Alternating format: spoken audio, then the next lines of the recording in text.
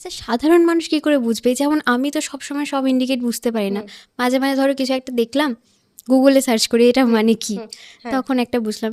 সাধারণ মানুষ কিভাবে বুঝবে? যে তারা তো এমনি ভাববে রে সাধারণ ঘটনা, আনদেখা করে চলে যায়, তারা কি করে বুঝবে? দেখো, অ্যাওয়ারনেস বা অ্যাওয়েকনিং, যদিও এখন আমি বলবো এই স্পিরিচুয়ালিটি বা অ্যাওয়েকনিং এখন মানুষের মধ্যে আসা শুরু হয়েছে, এবং বেশ ভালো রকমই আসা শুরু হয়েছে, রাইট?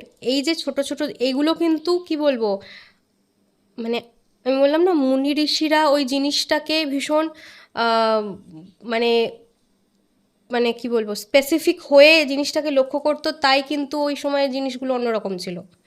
আজকের ডেলি লাইফে আমরা মানে এই 3D লাইফে বাঁচতে গিয়ে এই জিনিসগুলোকে এমন কি বলবো পেছনে ছেড়ে এসছি আমরা।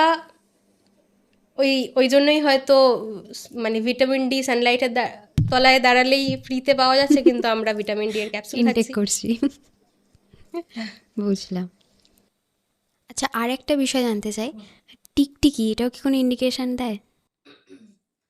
টিকটিকি অনেকেই বলে বাড়িতে থাকা ভালো। হুম।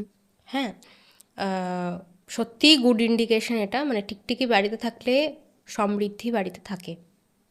মানে তাড়াবে না, পারবে না। ওকে, আচ্ছা। টিকটিকি বাড়িতে থাকা ভালো। যদিও মাঝে মধ্যে দেখতে পেলে সামনে থেকে জিনিসটা একটু ভালো হয় না, মনে হয় তখন ওরে ওরে, কিন্তু ভালো ভালো ইন্ডিকেশন। সংখ্যারও কিছু ব্যাপার আছে। ধরো আমার যে ঘরটায় হুম। 3টে টিকটিকি একসঙ্গে থাকে, মানে ওকে। প্রথমে 2টো ছিল, হুম। পরে একটা পুচকে হয়েছে। তো ব্রহ্মা বিষ্ণু মহেশ। কি বলো, 3টে একসাথে সবসময় থাকে। আর আমি অবশ্যই মাঝে মাঝে বিরক্ত হই, গোটা বিছানা নোংরা করে দেয় হুম হুম আমার। হুম হুম হুম হুম। মানে এটা কিছু ইন্ডিকেট করছে বলছো?